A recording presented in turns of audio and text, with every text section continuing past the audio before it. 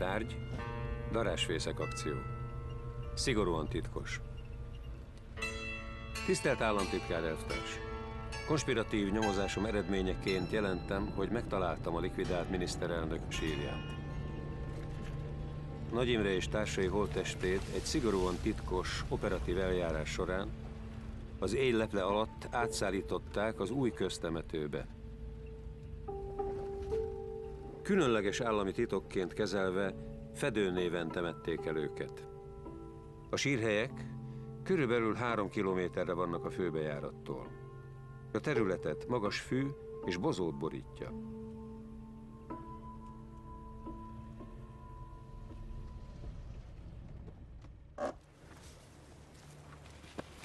Most Nagy Imrének a sírját, azt milyen szám alatt keressük? Hihetetlen. Ő volt Magyarország egykori miniszterelnök, és nem tudjuk, hogy hol nyugszik. Ez borzasztó. Nem lehetne valami módszert használni? Esetleg röntgen segítségével? Sem, hát röntgennel nem is jött varázsveszőre gondolsz. Hát valamit, igen. Valamelyik ilyen nagy bokor mellett volt.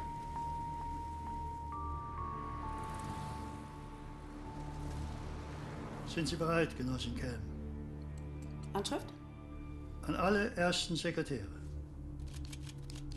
Liebe Genossen, Fragen aus der Partei und Bevölkerung veranlassen uns, euch auf diesem Wege über die ernsten Gefahren.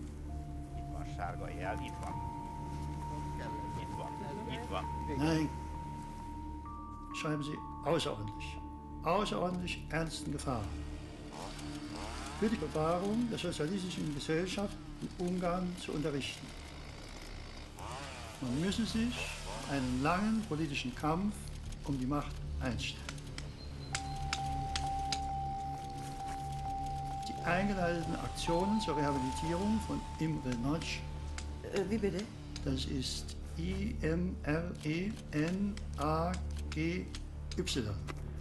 Nagy, der 1956 die Konterrevolution anführte, könnten zu emotionellen Ausbrüchen führen, die nur schwer zu beherrschen wären.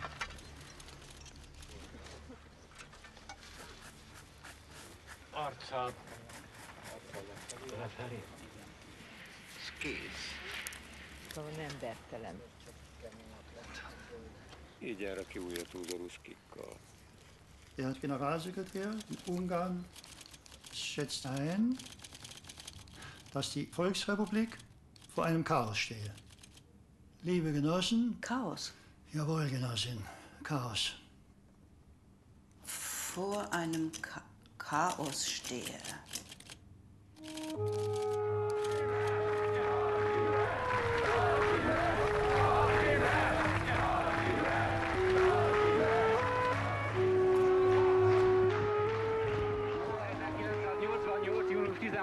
Reggel. Nagy Imre. Most elvitték, de én azt gondolom, hogy a megemlékezést folytatjuk. Nem folytatjuk.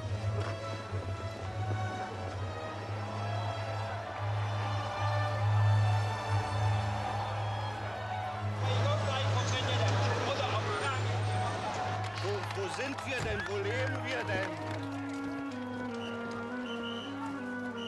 Jahrzehnt zu Jahrzehnt beweisen, dass der Sozialismus siegreich ist und dass ihm, nur ihm, die Zukunft gehört. Wir Jahrzehnte wird sich bestätigen, dass die Existenz der sozialistischen Deutschen Republik ein Glück für unser Volk und für die Völker war.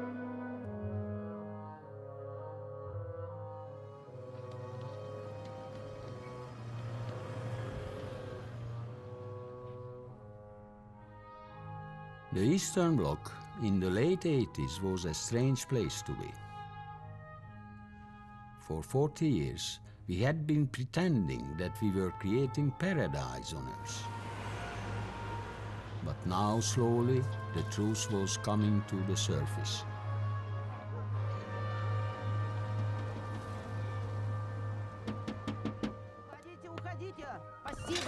Вы что, хотите обувь? Вы что, не видите, что у нас переучет? And the truth was that we were finished. Our communist societies had been financed by loans from Western banks, and there was no way we could pay them back. We were simply broke. In my country, Hungary, the party had no idea what to do. Somebody had to clear up the mess, but who? Németh Miklós elvtársat a minisztertanács elnökévé megválasztotta.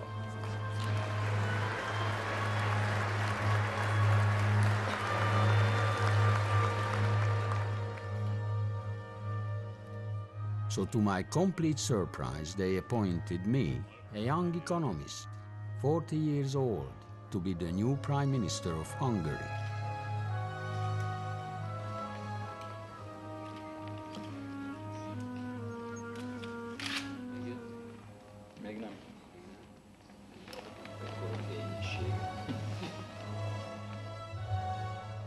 Németh Miklós, az a közgázos okos tojás. Pünkösdi királyság lesz az. Megeszik ezek reggelire. Nem vagyok én abban olyan biztos. I should have been flattered, but I felt so alone.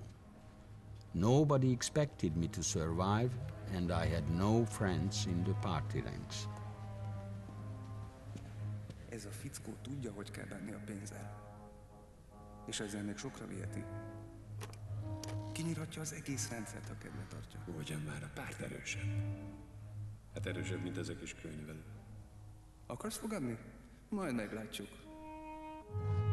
Majd meglátjuk.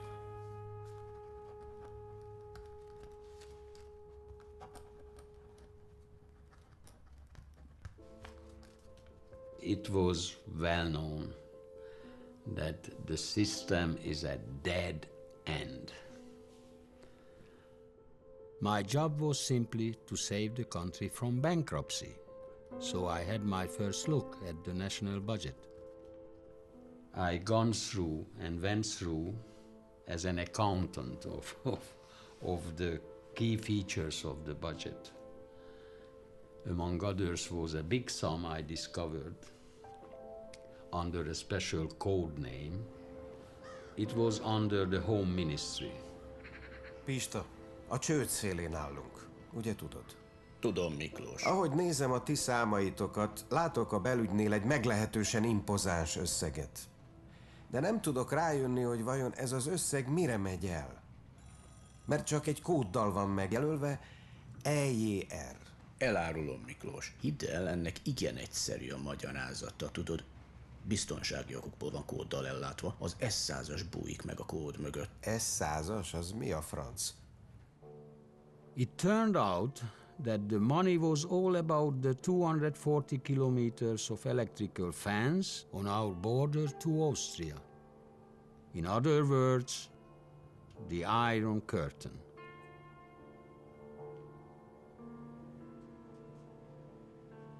It was designed to detect any perpetrator well before he could cross the borderline. Electric signals would be sent and rockets would go off.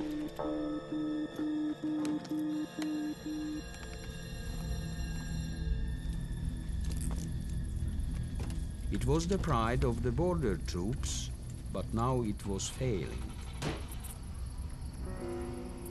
Sajnos nagyon előregettek az alkatrészei, úgyhogy sürgős felújítást igényel.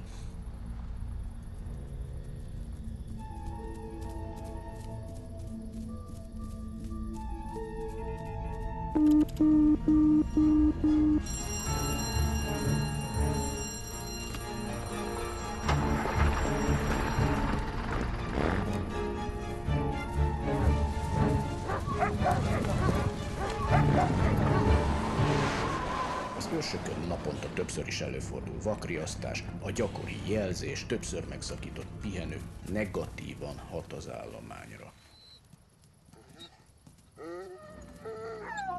Régebben szovjet nyersanyagot használtunk a javításra, de sajnos a szovjetek leálltak az alkatrészek gyártásával.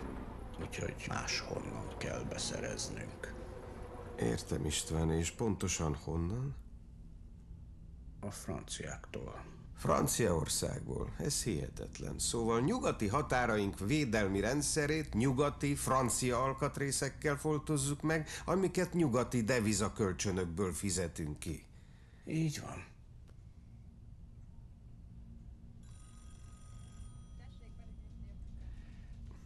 De ez nonsens, nem? De igen. Ahogy mondod. If we import the technology from the West, you have to pay it in hard currency. The hard currency was not enough in the Hungarian coffers, so you have to ask for a loan somewhere. So this was really a crazy situation. So I raised that item from my budget.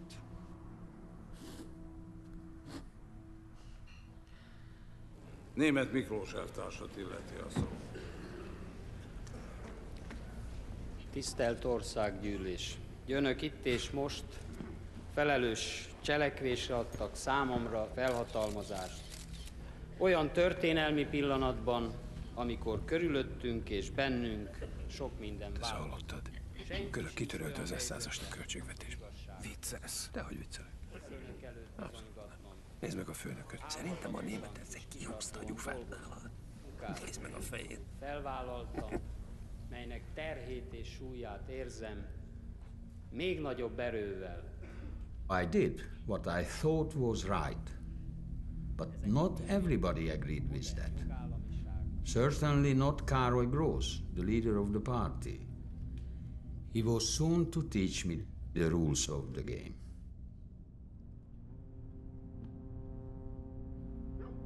Roughly a week before Christmas, the then-time Minister for Defense called me up and said to me that you should come to see me because there are certain documents you should see and sign.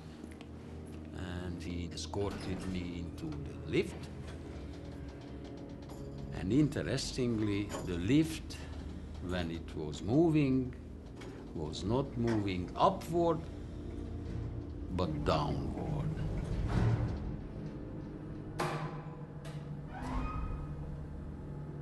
And I immediately asked him that you have a special room for you downward in the basement. Milyen messze megy? A következő folyosónál jobbra.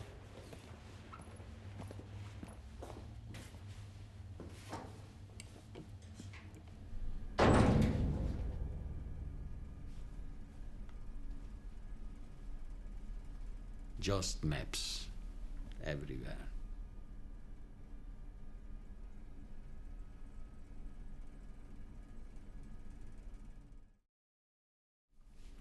And I noted on the table 2 books, handwritten. One in Russian and one in Hungarian, but handwritten. Then came the big surprise.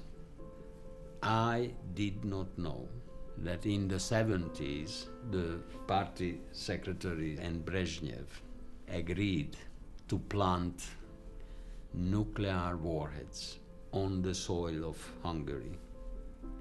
We lied. We lied to the people. És hova kell kilőjük ezeket a rakétákat, ha szabad kérdeznem? Hát, Olaszország a célpont. Az észak-olasz városok. Torino, Genova, Velence. Velence? Igen, úgy, Velence. És te erről tudtál, Karcsi? Igen, tudtam. De ez a legszigorúbb államtitok, senki sem tudhatja. Ezért nem mondtam el, még neked sem. És mi van akkor, ha tudok róla, de nem írom alá? Miklós, ne viccelj. Alá kell írnod. Akkor jegyzőkönyvet veszünk fel, hogy tájékoztattunk róla. Értem. Inkább vegyük fel a jegyzőkönyvet. Na elég, nem marháskodj. Most már te is tudsz róla, úgyhogy írd alá. Jó? I felt a kind of depression. You cannot build a system on lies. So you can imagine, you sign a document and at the same time you commit yourself not to tell this to anyone. The closest advisors around me, two of them, they immediately recognized that something substantial changed. I was not able to hide the surprise and the feeling. I said, not now. I will never ever tell you. But even before Christmas, I shared it with my two advisors. Hoppá. Előttem eddig minden párttitkár és minden miniszterelnök aláírta. Ez kívülről, belülről életveszélyes. Ebbe komolyan belebukhatunk, tiszta sor. A lelkemre kötötték, hogy államtitok, senkinek sem mondhatom el. Személyes találkozót kell kérni Ivánéktól. Úgyis hamarosan menned kell a kötelező moszkvai pofavizitre.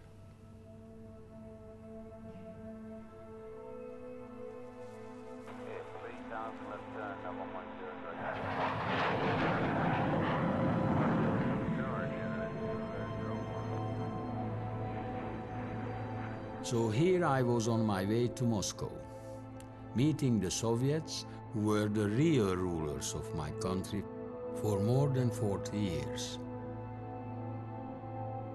I felt a little pain in my stomach.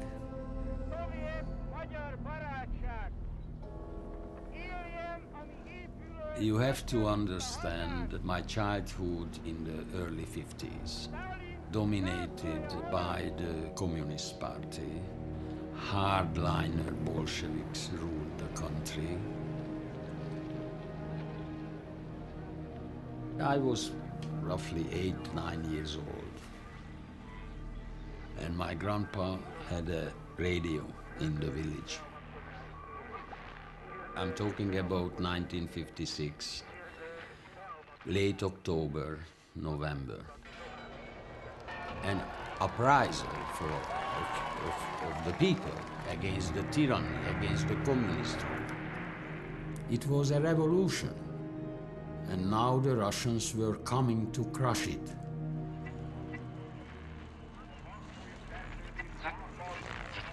With my small fingers, I was in charge of trying to clear the messages.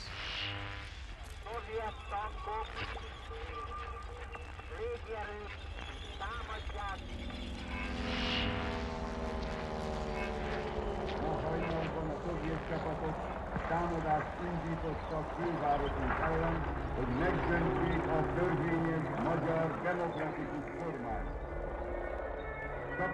Prime Minister Imre Nagy was speaking to the people. He had been part of the communist regime, but now he had joined the people. He had made the Russians promise that they would leave Hungary. But the Soviet Union cheated him, betrayed him, and came back with the tanks.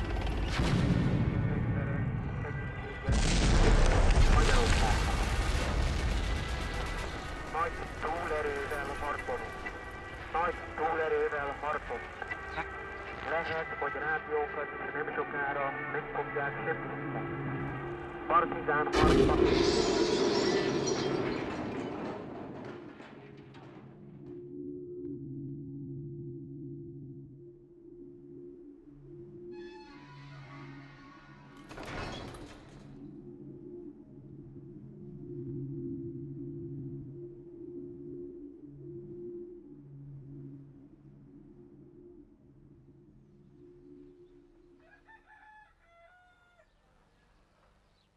So this is it. This division of Europe as a consequence of the Second World War never ever will be changing.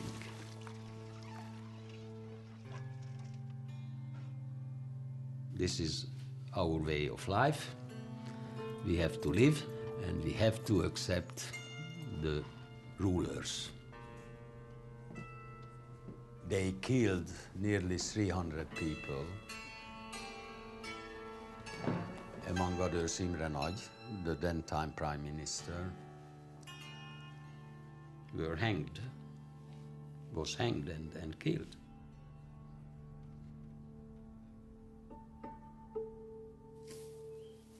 Big disappointment everywhere. In my father's mind and heart, never ever will change anything.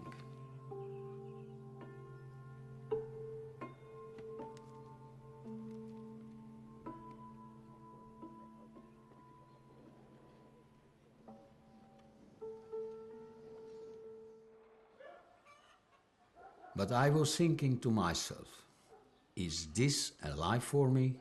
Should I really stay here in the bitterness and poverty, just digging the weed and wait for some miracle? Or should I join the other side, join the system and make things better for myself, maybe even for the country? So I became the member of the Hungarian Communist Party when I was 20 years old. And I vividly remember I went back home. During the Sunday luncheon, I told the whole story to my father. I became the member of the party. He did not talk to me for 6 months. Looked through me.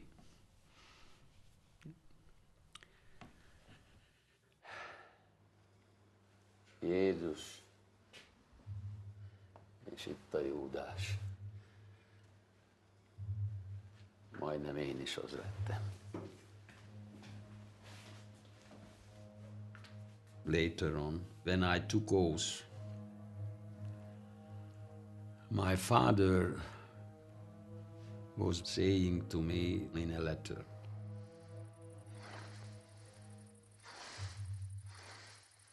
never forget where you're coming from. Tell the truth to the people and to the world. If you are not lying, then, as your father and your mother here in this village, we will be able to walk with our heads high up. Tell the truth to the people and to the world.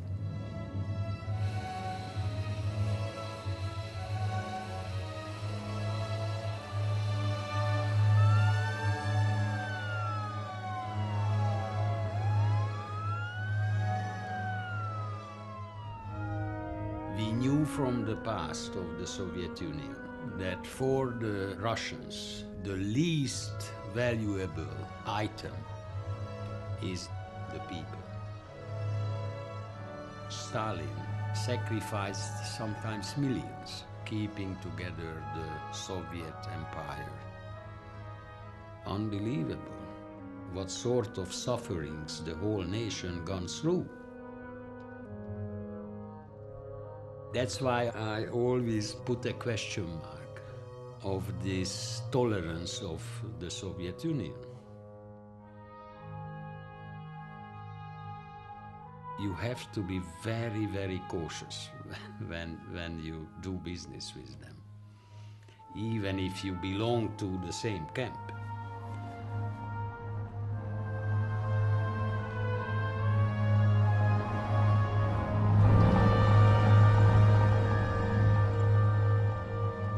I was nervous, very nervous.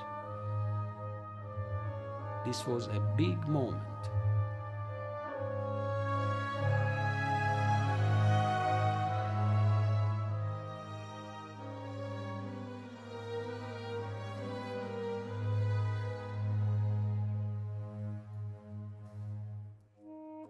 But Gorbachev was different. Gorbachev was the first boss from Moscow who just showed his hand and we shook hands, and that was all.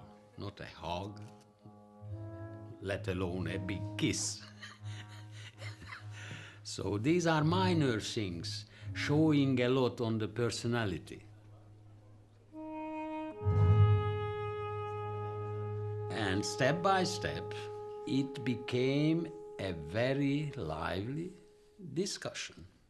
Мы с большим интересом следим за событиями в Венгрии и ценим ваши результаты. Köszönjük. Próbálkozunk. Однако, мы согласны не со всеми решениями. Иногда вы слишком быстро действуете. Я лично не верю в ваши планы для многопартийной системы. Вы должны быть осторожны.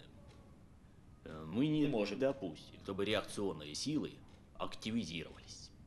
Számunkra nagyon fontos, amit ön nemrégiben Kijevben mondott, hogy minden ország a maga sajátosságait figyelembe véve alakítsa a jövőjét. Если ваша политика верна, то вам необходима только одна партия. Помните, Ленин говорил, мы, большевики, Россию завоевали, а теперь должны научиться ею управлять.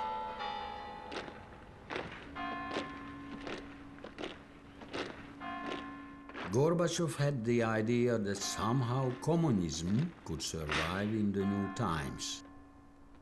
I felt I had to tell him my honest opinion.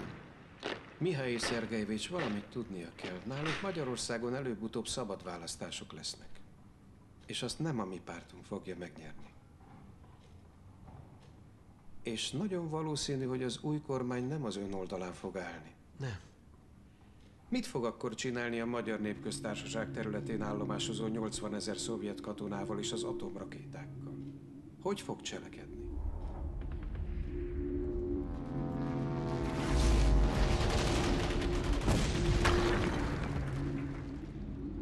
Пока я сижу в этом кресле, не будет никакого повторения того, что случилось в 1956 году.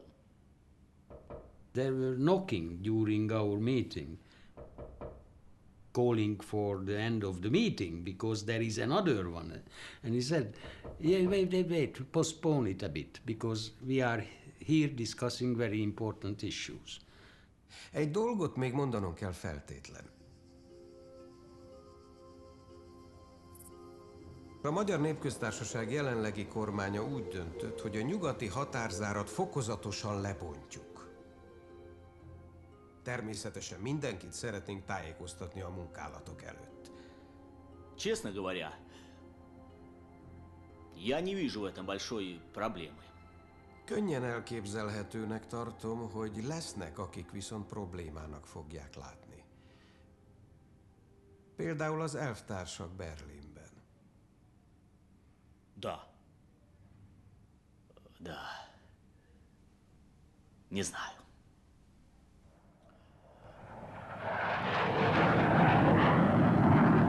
When we were flying back home from Moscow, I explained to my closest advisors, look, we have at least a silent supporter for our actions and programs in Moscow.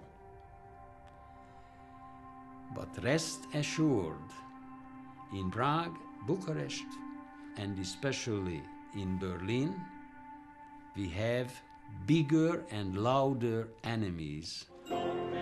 Und so begrüßen die Berliner in diesem Augenblick den Generalsekretär des Zentralkomitees der SED und Vorsitzenden des Staatsrates der Deutschen Demokratischen Republik, Erich Honecker.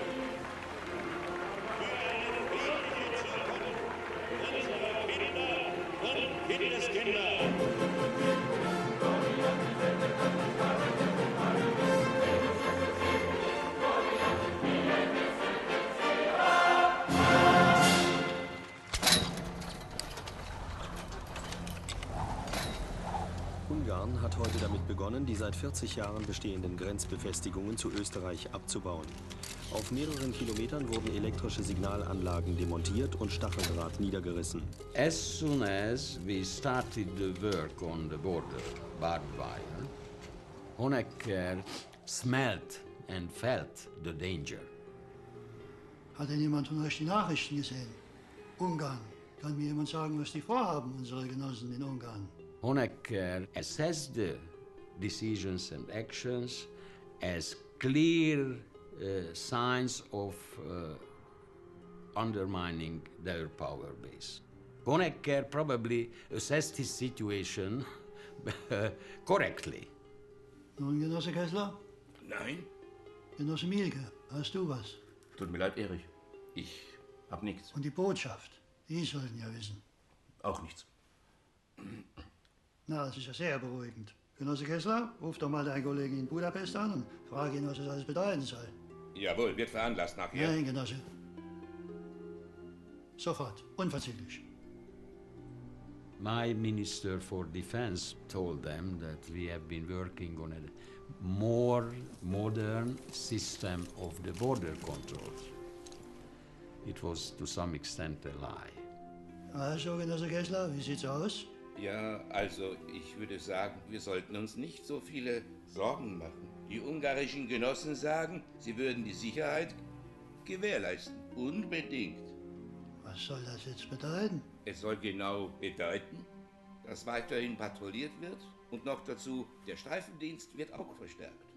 Na gut, Genosse Kessler, dann frage ich mich aber, warum Sie die ganze Westpresse zusammentrommeln. Interessant, oder?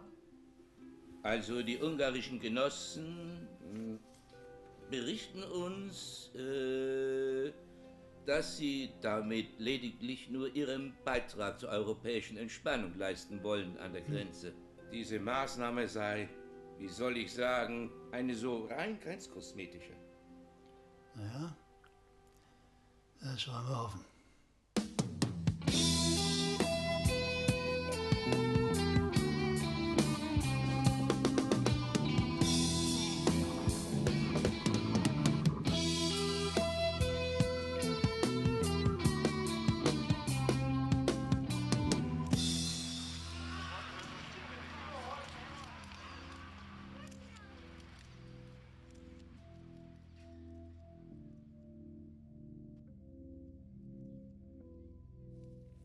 Als ich wie ein Vogel war, der am Abend sang, riefen alle Leute nur Sonnenuntergang.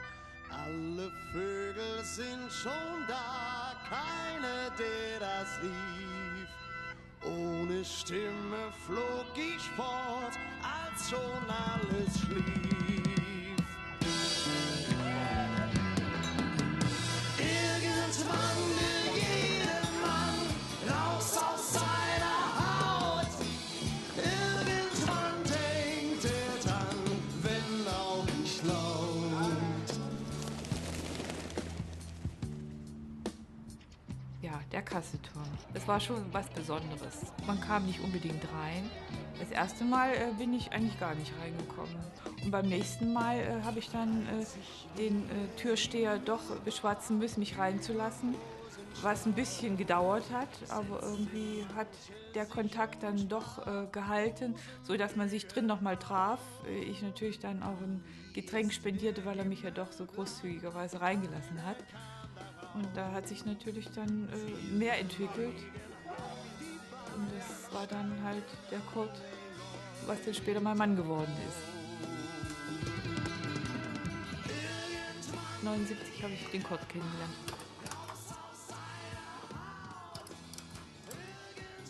'83 kam Johannes zur Welt. Ja, 10 Jahre haben wir uns gekannt. Es war ein sehr lebhafter Mensch. Sehr kontaktfreudig. Also wenn er sich nicht um sein Studium kümmerte, kümmerte er sich um den Rallye-Sport, besaß einen Trabi, der dann auch umgebaut wurde als Rennfahrzeug. Und es hat ihm auch Spaß gemacht. Und ich könnte mir vorstellen, dass das schon Ausleben des Frustes gewesen ist, was man ja sonst nicht konnte. Irgendwann will jeder Mann raus aus seiner Haut. Irgendwann denkt er dann, wenn auch nicht laut.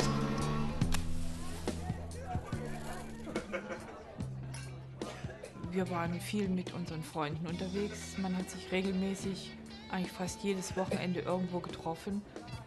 Also Kurti war mein bester Freund.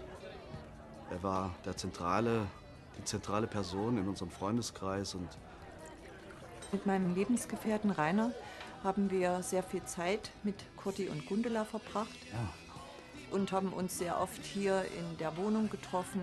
Es war immer ein beliebter Treffpunkt.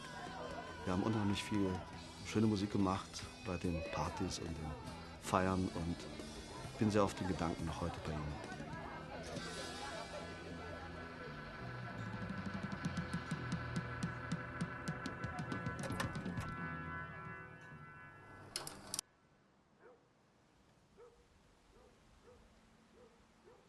In diesem Kreis sprach man dann auch schon über politische Sachen.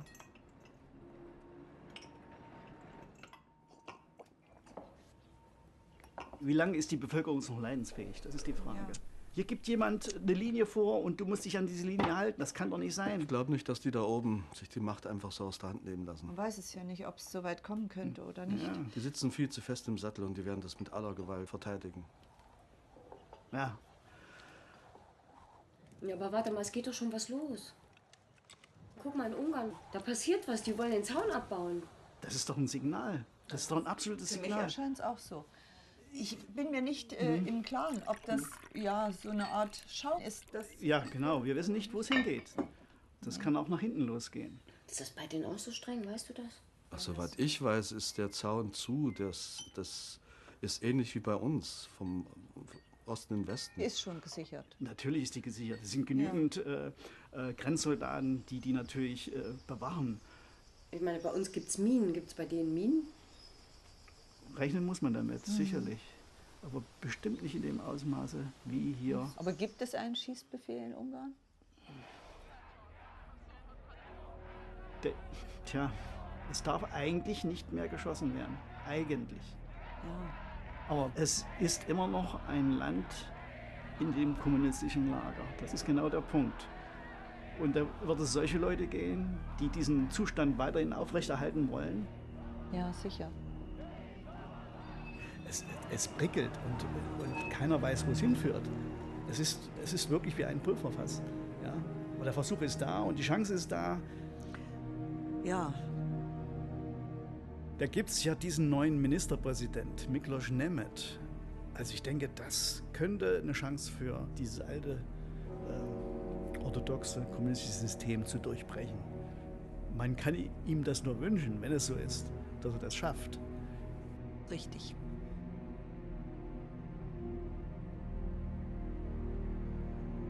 Das kann sich aber blitzschnell ändern. Es kann genauso gut nach hinten losgehen. Also ich denke, es wird ein harter Kampf werden. Ja, das stimmt. Aber ich glaube nicht, dass die schießen würden jetzt. Das ist die Frage. Würden das die Ungarn tun? Was wird passieren?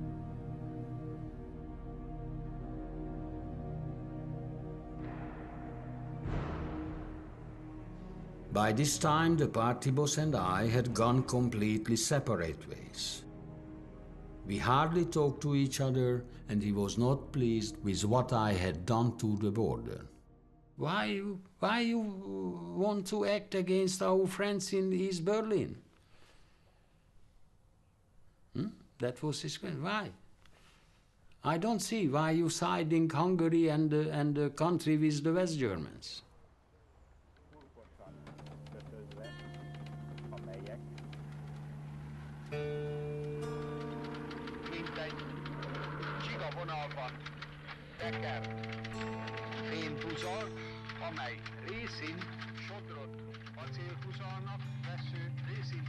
But the real showdown between him and me was over a dead man's body.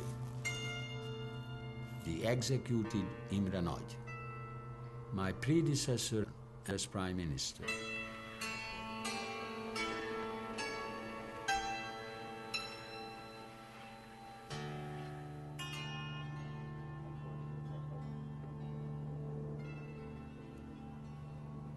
By that time,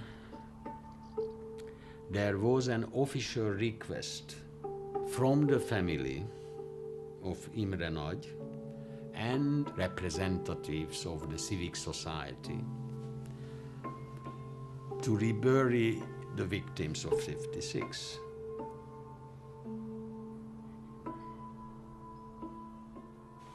A magyar társadalomhoz fordulunk. Követelje velünk együtt a kivégzettek méltó eltemetését és egy nemzeti emlékmű felállítását, mely megörökíti a sztálinista önkény, a vele szemben vívott szabadságharc és a megtorlás áldozatainak emlékét.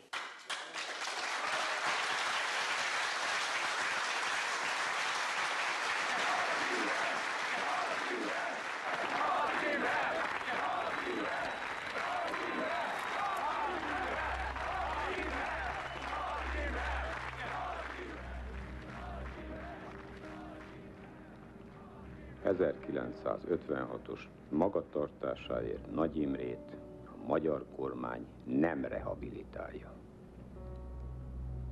Nem szeretnék egy percig se senkiben kétséget hagyni álláspontunkat illetően.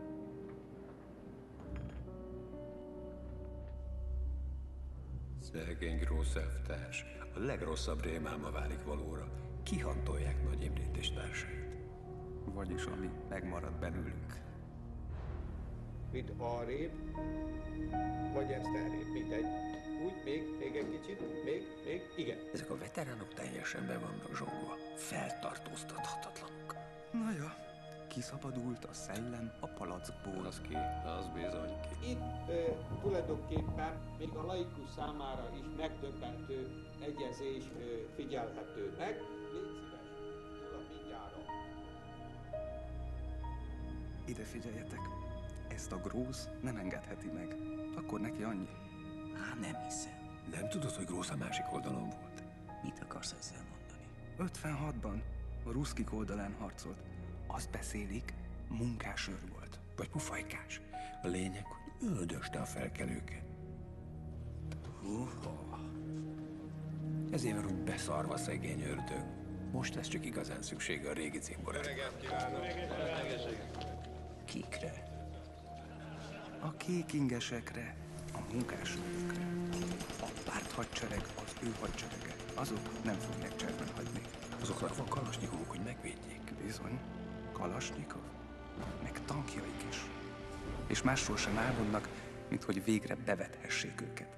Most néhány nap múlva majd ismét egy próbatételre kerül sor, Nagy Imre halálának 30. évfordulója alkalmából. Nem nézhetjük tétlenül mamelukok módjára ellenségeink összerendeződését, erőgyűjtését.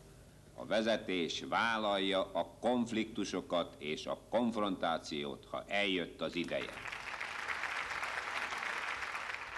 He felt isolated.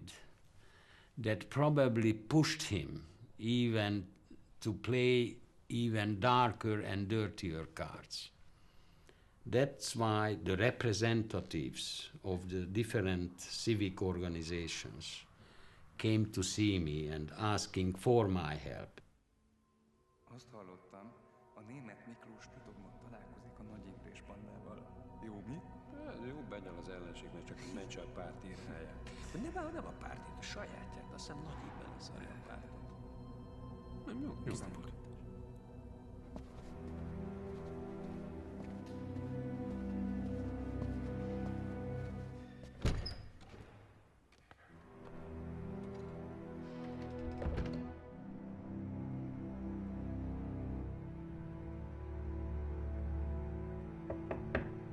Befelé! Na, gyertek csak, gyere! Na, kinek járt el a szája? Mi van? Kinek járt el a szája és mikor? Miklós, miről beszél? Most jövök a Fehérházból a PB ülésről. Grósz minden erejével igyekezett beszennyezni Nagy Imre nevét. Bejelentette, hogy a rehabilitációról szóló tárgyalásokat megszakította, és ekkor tüntetőleg rám nézett. Értitek? Nézett. Engem nézett. Tehát tudta, hogy tárgyalok a Nagy Imre újratemetését szervező bizottsággal.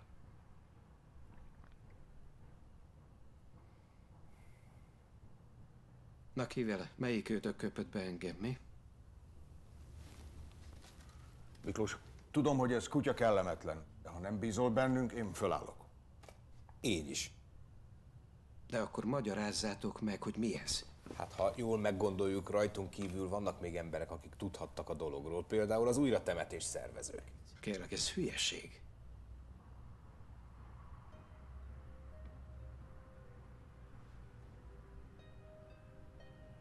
Az elhárításnál. Mi?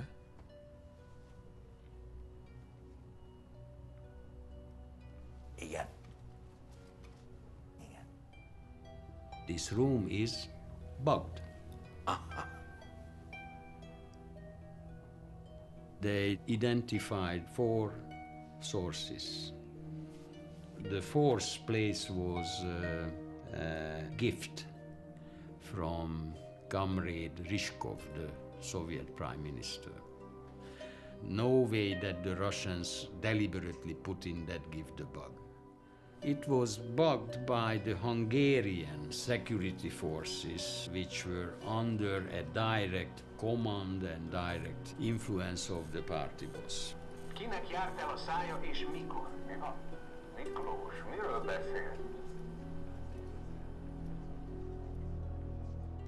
If he wanted to discuss very sensitive, politically sensitive issues, we went outside for a walk on the banks of the Danube.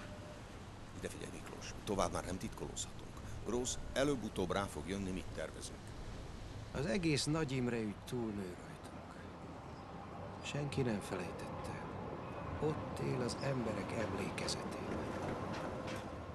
Nyilvánosságra kell hoznod, hogy részt kívánsz venni a temetésen. Persze. Tudom.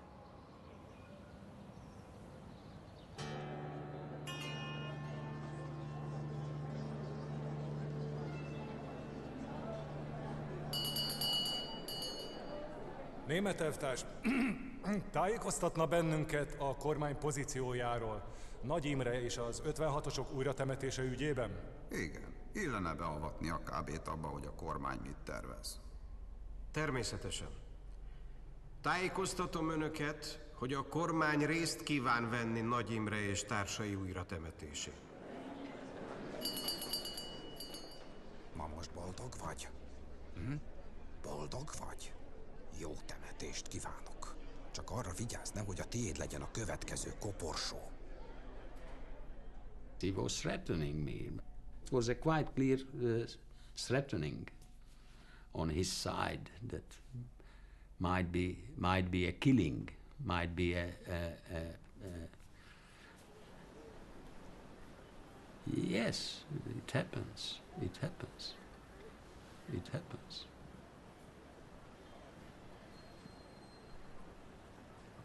On the 16th of June of that year, on the Hero Square in Budapest, we organized the reburial. We set up a stage for 5 coffins for the heroes of the 56 revolution. More than 150,000-200,000 people crowded in the square. And we paid tribute. The security person, he put a special jacket under my shirt. And he told me to make sure my head is always moving, very slowly.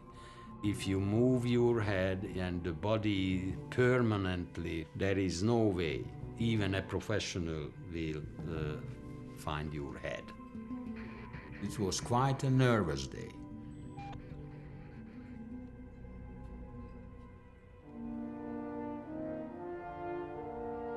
But as the ceremony went on, I somehow felt more secure. It was clear that times were changing.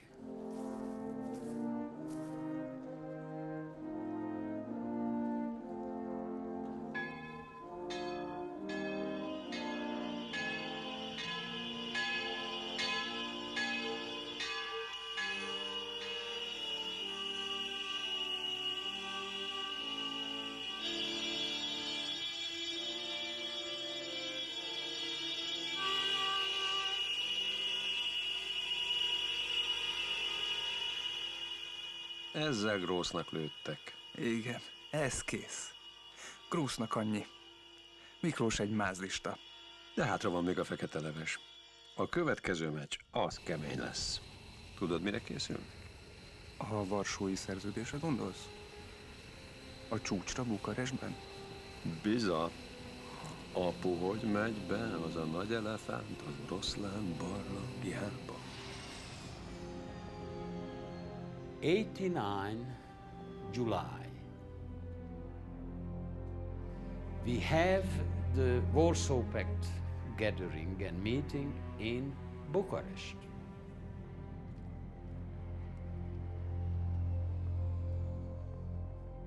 Honecker in Berlin, Ceausescu, Bucharest, Jakes, Prague, just to mention the three capitals. And even in Sofia, we did not have a friend.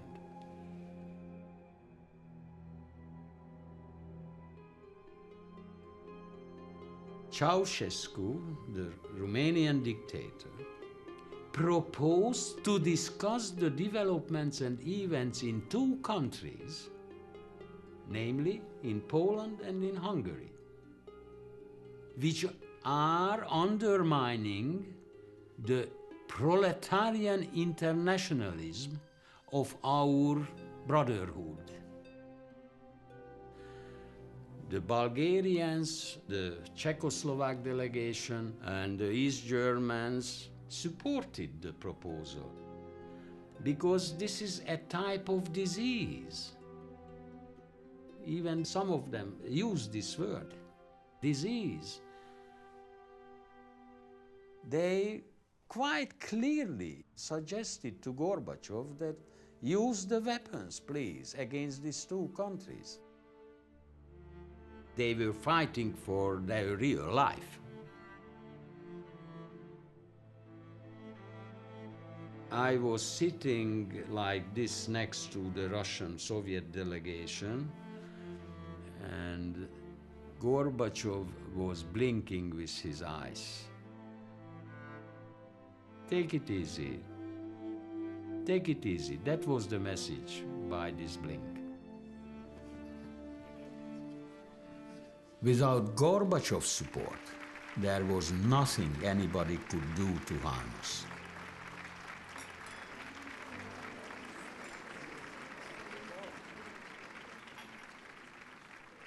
Of course, at the same time, you never know. That was the other feeling.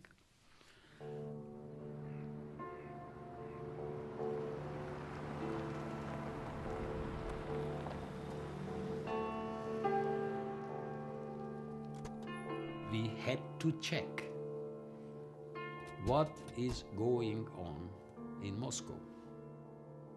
Check the stability of his chair. Gorbachev was criticized within the Politburo, the highest body for decision-making, for glasnost, for perestroika, for the kindness to Europe, for his weaknesses against the Americans. So the hardliners raised some issues. First, just one or two voices. Все нормально, я так и понял. И у меня сейчас все в порядке, я уже пришел к выводу.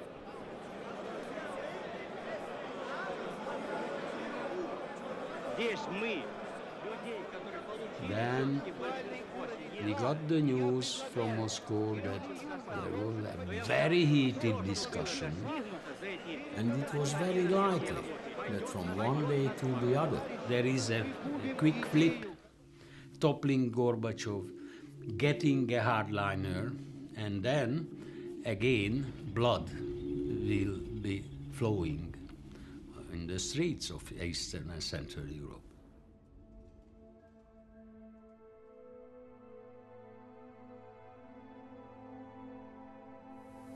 Die Sicherung der Grenze ist das souveräne Recht eines jeden Staates. Sie wird in 50 und auch in 100 Jahren noch bestehen bleiben in unserer Deutschen Demokratischen Republik. Es ging alles bis zum bestimmten Punkt und dann ging es einfach nicht mehr. Wenn man dann irgendwo mal an seine Grenzen kommt und meint, nee, jetzt gehe ich unter darin, dann muss man eben die Konsequenzen ziehen. Ey, Conny, sag mal, was ist denn los mit dir? Das Ganze wird mehr und mehr öde. Ich sehe da keine Lösung.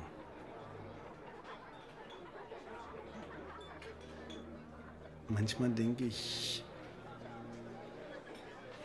Ausreiseantrag, aber geht auch nicht. Nicht ohne... Ich weiß, wie sehr du an den beiden hängst. Wenn, dann müsst ihr das zusammen machen, aber ihr wolltet das nur anstellen. Ja, andere haben das ja auch geschafft. Ich weiß, Das solltest du mir nicht machen. reicht's, verstehst du? Mir reicht es einfach. Komm, mach mal nicht ganz so laut. Los gehen.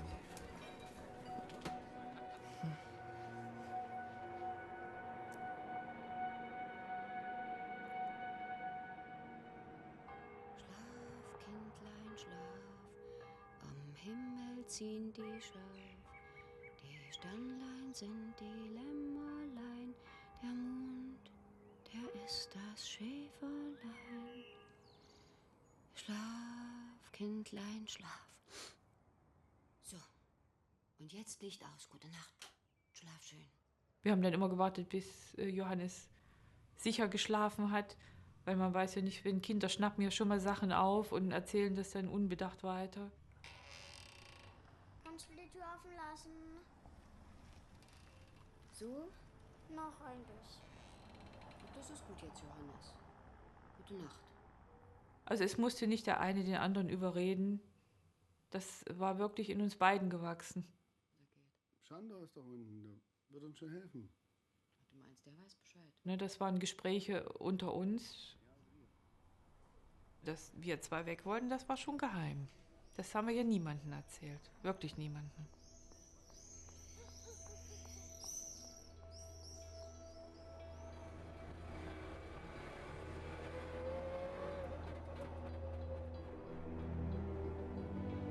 Wir sind direkt durchgefahren.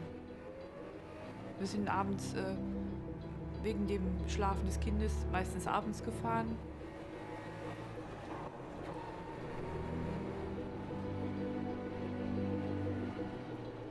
Wir waren beide angespannt bis zum geht nicht mehr.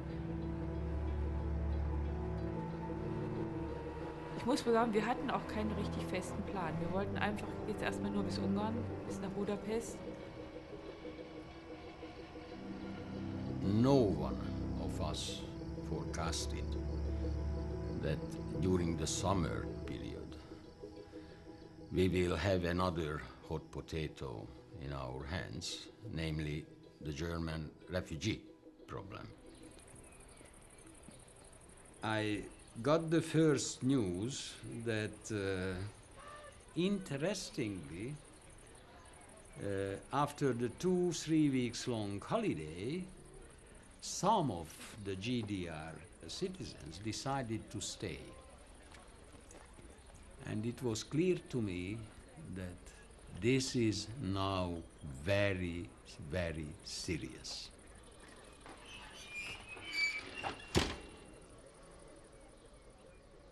In Budapest, around the Lake Balaton, all the camping sites were fully packed, even along the road, without any facilities around them, of course. End of September and the cold weather arrives. We did not have facilities to provide. These people will die here, frozen, during the winter. So why didn't I just send them home?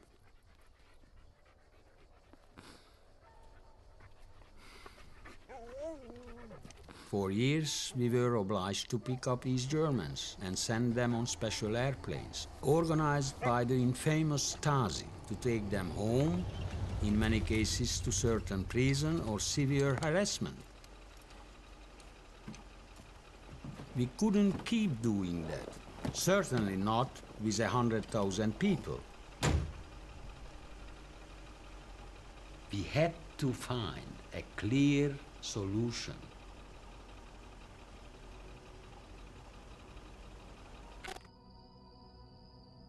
We could not keep them here, and we could not send them back. The only remaining option was the unthinkable one, to somehow send them to the West. But this was bound to provoke not only Honecker and his regime in East Germany, but also the hardliners in Moscow. So what to do? What to do? Miklós, ki tudsz jönni egy perccel a rakpartra? Nem igazán. Muszáj most? Igen, fontos. Szerintem nem fogod megbánni, ha jössz. Jó. 10 perc.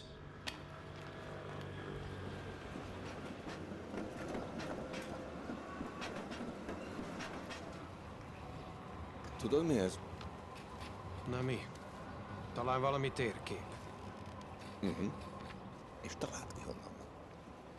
Figyelj, nincs most erre idő. Csillebércen, az úttörő táborban, ahol az NDK-sok 1000 számra táboroznak, ott osztogatják. Nézd, itt van Budapesten. Ez meg a Sopronba vezető út. Aha. És nézd, a határt is rárajzolták. És mi van itt még? Na, a pán-európai piknik helyszíne.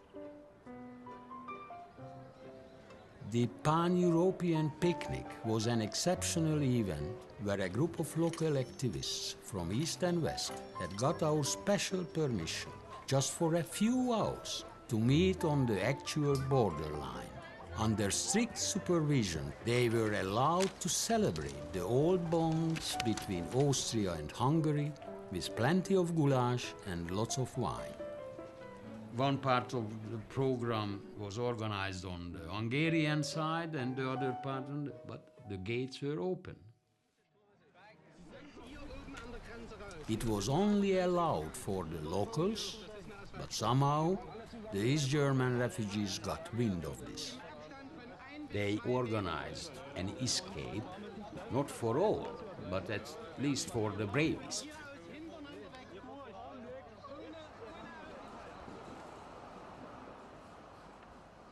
Gyuri, szerintem ez még jól jöhet.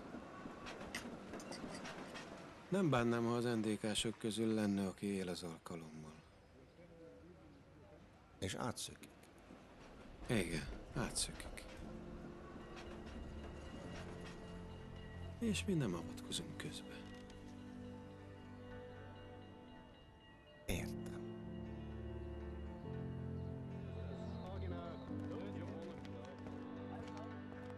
This was really a great opportunity for us to assess the Russians' reaction, to test the tolerance of the Soviet Union. So we sent out an order to the border troops. Please instruct your guards. If you see any East Germans on the border, let them pass. Do not intervene.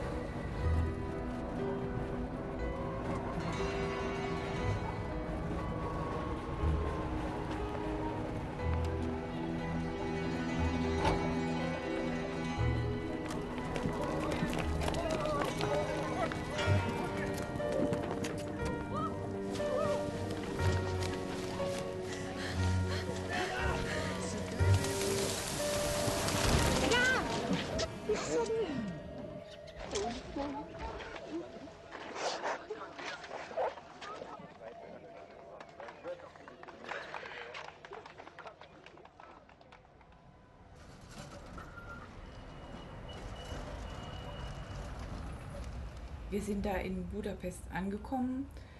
Da konnten wir bei unserem alten Freund Sándor wohnen. Und ich glaube, an dem Abend haben wir dann schon die erste Information im Fernsehen gesehen, wo man in Sopron die Grenze geöffnet hat. Im Lauf des heutigen Tages flüchteten etwa 500 DDR-Bürger von Sopron nach St. Margareten im Burgenland. Sie benutzten eine Veranstaltung der Pan-Europa-Bewegung, für die eigens ein Grenztor geöffnet worden war, um in die Freiheit zu gelangen. Und dann überschlugen sich natürlich die Ereignisse und dann hielt uns einfach nichts mehr. Wir haben gedacht, bevor die jetzt die Grenzen wieder dichter machen oder die Kontrollen verschärfen, versuchen wir doch ganz einfach da noch eine Möglichkeit zu finden, um auch über die Grenze zu kommen.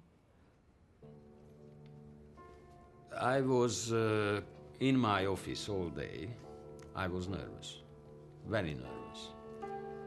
Luckily, there was no knocking on my door by the Soviet ambassador, no telephone calls from Moscow. Chandor, hör zu. Du musst es für dich behalten. Wir wollen auch rüber. Das haben wir schon lange beschlossen. Wir halten es im Osten einfach nicht mehr aus. Das geht gar nicht. Chandor war eigentlich der Erste, der erfahren hat, dass wir das Land verlassen wollten. Wir fahren morgen früh zur Grenze. Nein, also ich rate es nicht. Ich muss ganz vorsichtig sein. Aber wir haben gerade gesehen, dass die Grenze doch offen war für alle. Ja, aber dann wurde wieder geschossen. Ich sage, die Lage chaotisch. Absolut chaotisch.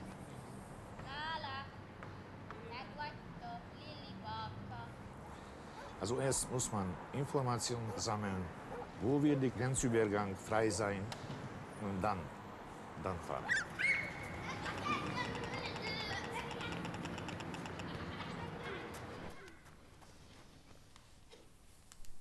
Na, da kann man direkt mit dem Auto hinfahren.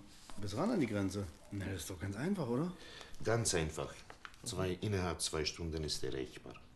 Aber durch Militär wird es kontrolliert, dieses Gebiet. Stark kontrolliert. Was denkst du? Würden die schießen? Nein, ich denke nicht. Aber kann gefährlich sein, wenn das Militär bekommt Befehl. Ach, so kenne ich doch die Ungarn gar nicht. Das sind doch freundliche Menschen.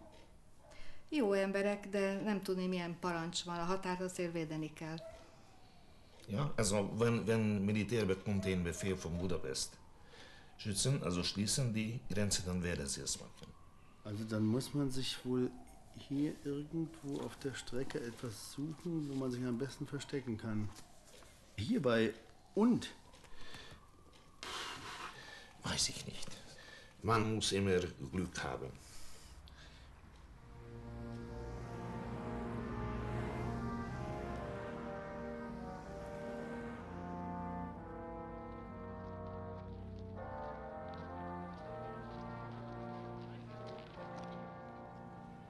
Történelmi küldetést teljesítve hidat verünk Európa keleti és nyugati része között. Ritka pillanat ez a világpolitikában, bűn lenne elszalasztani.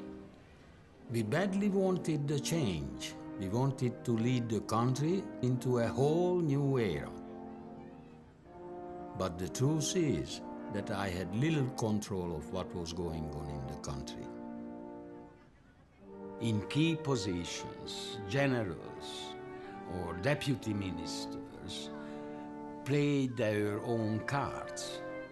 Some key persons supported me and the government decision, but there were some part of the organization who were able to intervene. I don't know who instructed the paramilitary party organization to be part of the border control. For a couple of days, they, so to say, helped the official border guard in their exercises.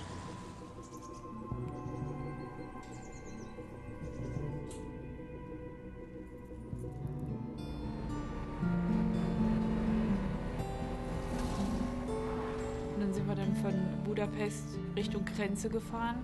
Wir hatten uns eingebildet, ja, wenn das einmal da so abgelaufen ist, dann passiert das bestimmt nochmal.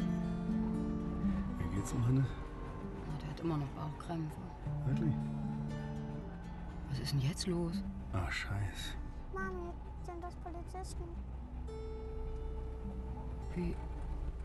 Nee, sind das nicht Grenzpolizisten? Nee, das ist eine ganz normale Verkehrskontrolle. Bist du sicher? Alles ist in Ordnung. Quatsch, guck mal, die haben doch ganz andere Uniformen. Nein, ich... Was machst du denn jetzt? Ich muss doch anhalten. Komm, wir fahren weiter. Spinnst du? Das hat er vielleicht gar nicht gemeint. Der hat doch so gewunken. Vielleicht sollten wir einfach nur Ich langsam rede mit fahren. denen. Lass mich mal, ich rede mit Gut, denen. wenn wir jetzt auf die Tube drücken, dann sind wir drüben. Ich rede mit denen, alles ist in Ordnung. Die haben natürlich dann scharf kontrolliert und alles, was da so mit deutschen Kennzeichen in der Grenznähe auf den Straßen unterwegs war. Dann hat man uns gefragt, was man hier will. Also wir sind schon erst, damit die sich zufrieden gegeben haben, Richtung Budapest gefahren. Aber bei der nächsten Kreuzung sind wir halt wieder umgedreht und sind wieder in den Ort gefahren, der da sehr grenznah war. Rudi, wollen wir nicht mal anhalten? Wir sind doch alle müde. Hier? Naja, hier irgendwo am Rand, oder?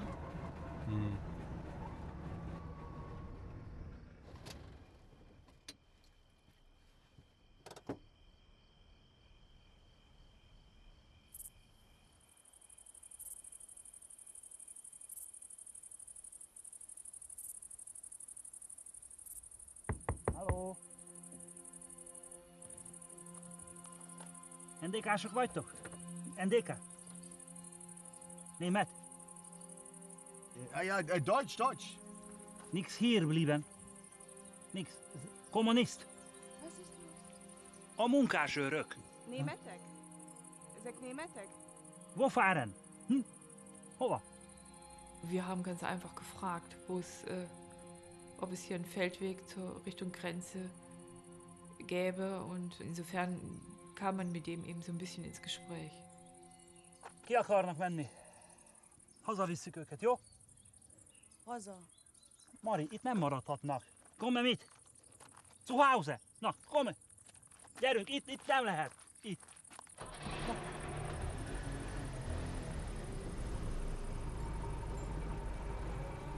Er würde uns helfen. Wir sollten doch ganz einfach den Tag bei ihm verbringen. Er würde uns abends zeigen, wo man über die Grenze gehen könnte oder versuchen könnte. Wir waren ganz froh, dass die uns das angeboten hatten, da im Haus zu bleiben. Wir hatten ja vor, das nicht bei Tageslicht zu versuchen, weil wir ja wussten, dass noch patrouilliert wird. Und er meinte, ja, das ist schon machbar. Das ist ein Maisfeld, der Mais ist hochgewachsen. Wir haben heute Vollmond. Das Mondlicht scheint ja so ein bisschen und man erkennt ja dann, wo man hintritt.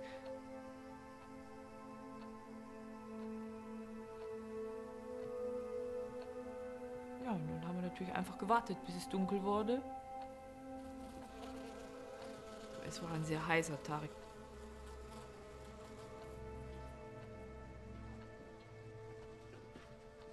Wir haben dann auch versucht, ein bisschen zu schlafen, was natürlich nicht ging. Dazu waren wir zu aufgeregt.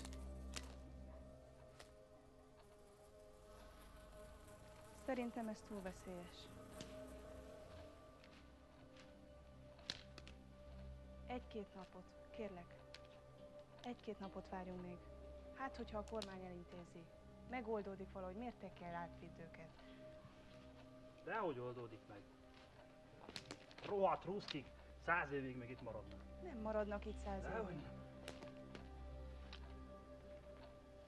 Ha én nem viszem át őket, akkor átviszi más. Hát vigye más. De ő nem tudja, hogy hol kell átmenni, vagy átmennek egyedül. Segítek nekik, és kész.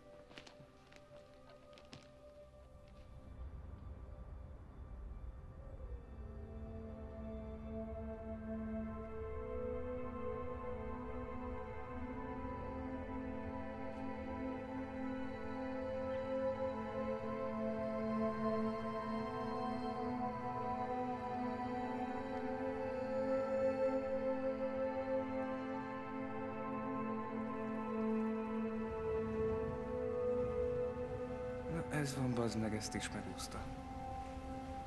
Ez a Miklós tényleg burokban született. Persze, Gorbacsov rámosolyog, és minden a legnagyobb rendben. De nincs itt egy kis déjà vu? Már miért lenne?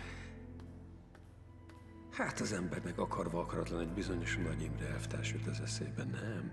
Bízom az oroszokban. Hol végezte?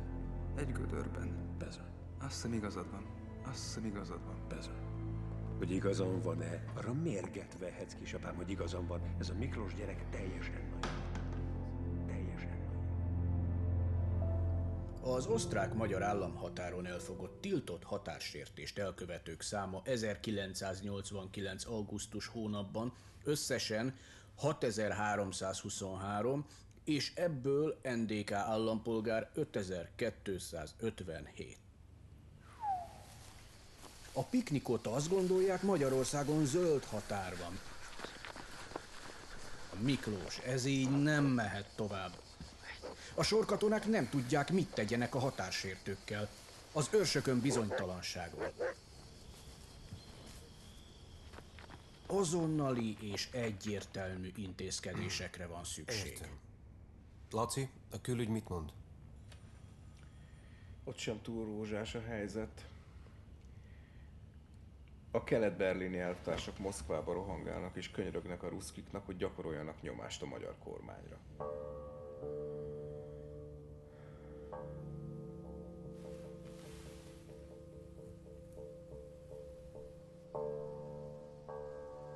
My problem was not just the East Germans themselves, but what was going on in the Kremlin.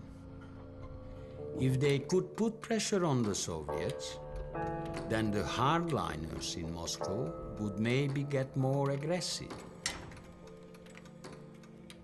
So I realized that my experiments on the border could easily provoke the downfall of Gorbachev.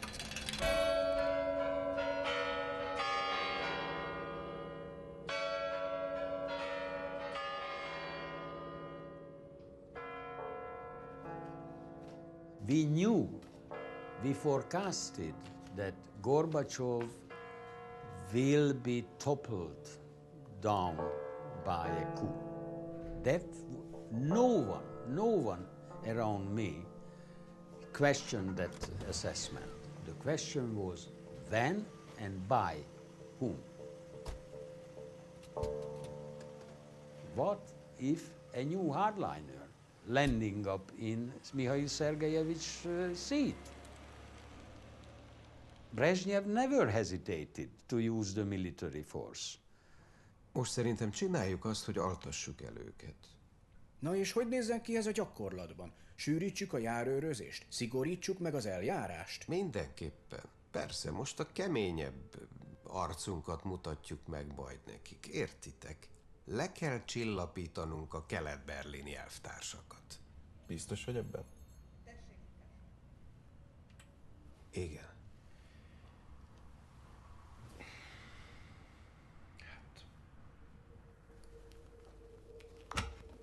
Erőt, egészséget, bajtársak! Erő, egészség, őrmester elvtárs. Erőt, egészséget, bajtársak! Erő, egészség, őrmester elvtárs. Ma kaptunk egy új parancsot. Különös figyelemmel kell lenniük a határsértőkre az elkövetkezendő napokban. Egyre többen várhatóak, és egyre ügyesebben fognak próbálkozni határsértéssel. Mindent tegyenek meg annak érdekében, hogy megakadályozzák a tiltott határátlépést. Hosszú éjszaka lesz, vigyenek magukkal élelmet. Parancs! We decided to get back to the rule books on the border control. But at the same time, we or I created a trap for myself. Na most megint azt akarják, hogy bekeményítsünk. Szerinted mi a szar van? Fogalmam sincs.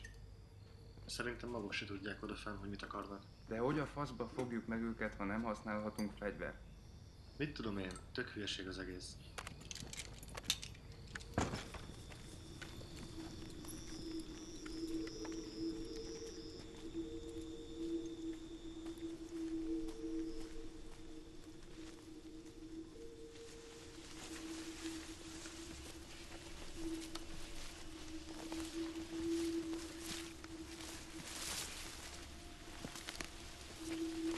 An an dem Abend selber war Ruhe. Wir haben nicht miteinander gesprochen. Und wir fühlten uns eigentlich auch allein. Psst.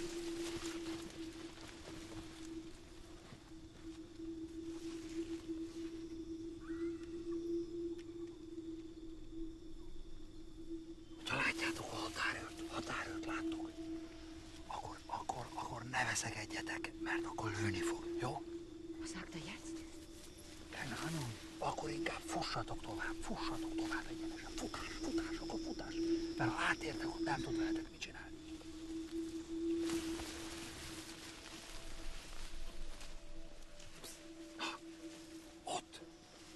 Ott az úton túl, az már Ausztria. Hogyha szőlőt láttok, akkor Ausztria. Jó? Szőlő. Ausztria. Söhle? Szőlő. Söhle, soll das heißen? Bohr. Wein. Ja.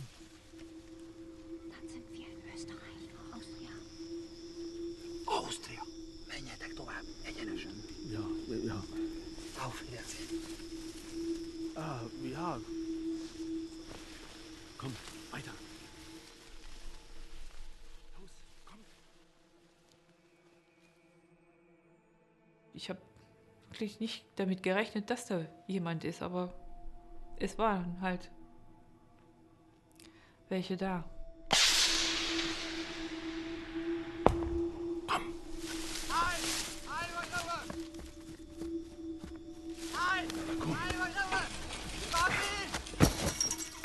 Lauf.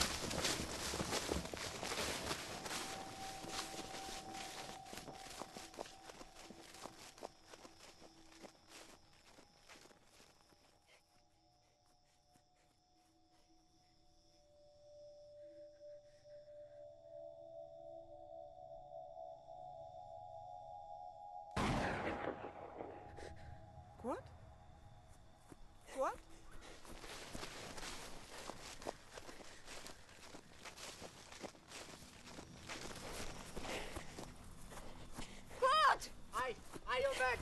Álljon meg! Ott álljon meg!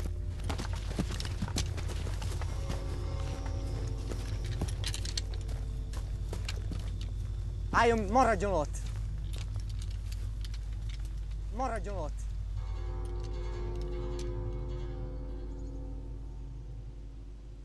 Az ismeretlen személy a nála lévő táskával a járőr parancsnokot fejbevágta és menekülni próbált. A dulakodás közben a korábban már kibiztosított fegyver elsült, és Schulz Kurt Werner, született 1953, weimári lakos, fejsérülést szenvedett, melynek következtében elhalálozott. Picsába. One of the advisors quite clearly told me that, look, this is a very risky business now. Miklós, tudod, hogy ez mit jelent? Ez azt jelenti, hogy minden következő kioltott emberélet a te lelkeden fog száradni. Tudod? Look,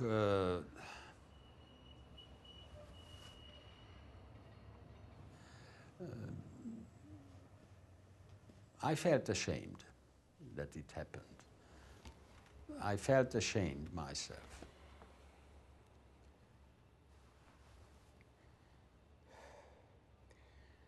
Jobb, ha kiengeded őket. I made the conclusion in a one sentence.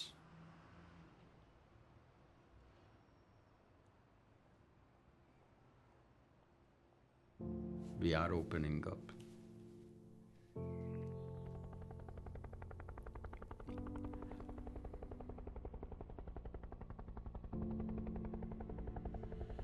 At the end of that meeting in my room on the 22nd, I immediately called up our ambassador in Bonn and instructed him to request an urgent meeting with Chancellor Kohl and Hans-Dietrich Genscher.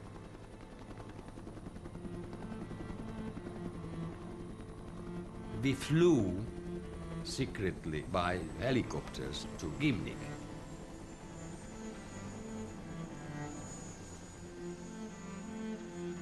The bomb landed on their table. Kancellár úr, Budapesten fontos döntés született.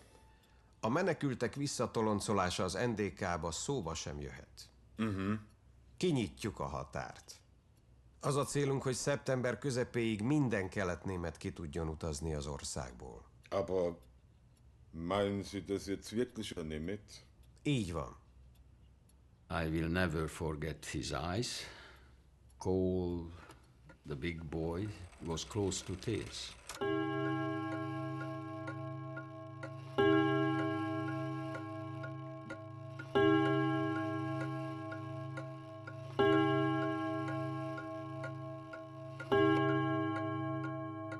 Da kann ich Ihnen nur versichern, lieber Herr Ministerpräsident, wenn Sie das tun, wird Ihnen das deutsche Volk dies niemals wieder vergessen.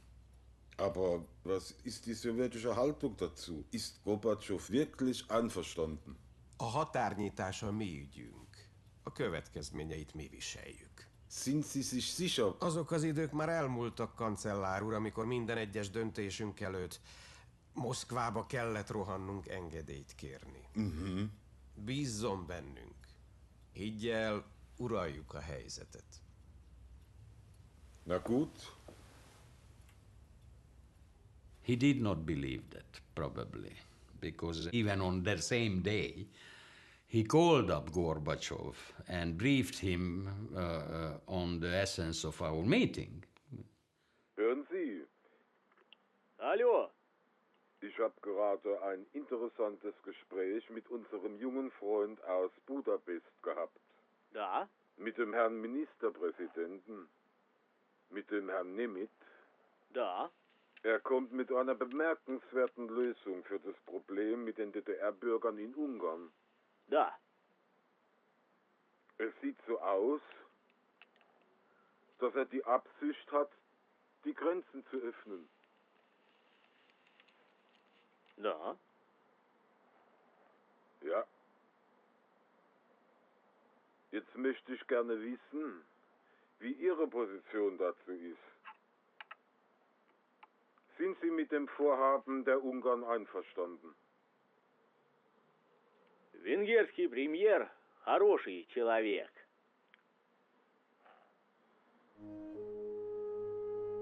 Спасибо. До свидания.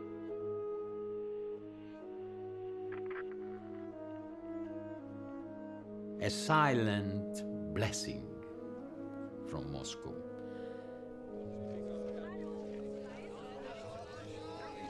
Hallo? Können Sie hören? Der Außenminister von Ungarn, Herr Horn.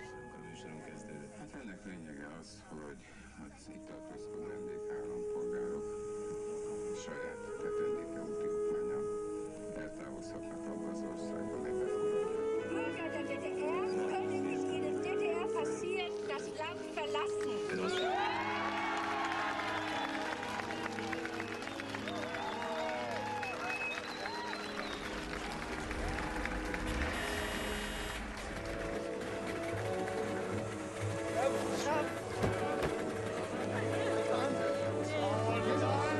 Wir müssen erstmal dazu sagen, erstmal ein ganz, ganz großes Dank an das ganze ungarische Volk, an die Behörden, an die Regierung.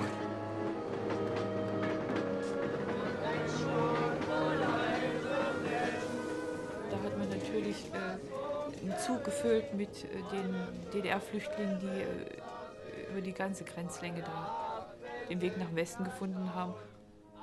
Der Zug war voll. Ja, und das war natürlich, für die anderen war das auch eine schöne Situation. Ne? Die waren alle euphorisch und ich hing da so als Trauerklos dazwischen. Das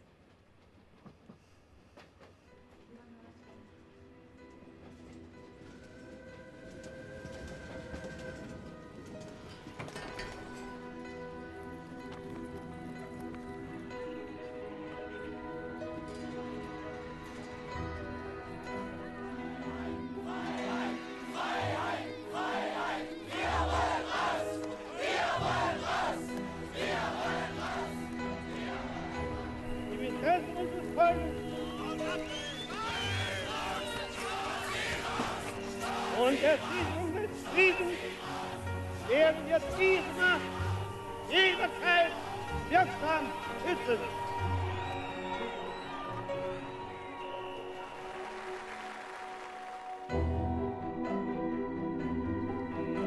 Liebe Genossinnen und Genossen, liebe Bürger der Deutschen Demokratischen Republik. Liebe Berlinerinnen und Berliner,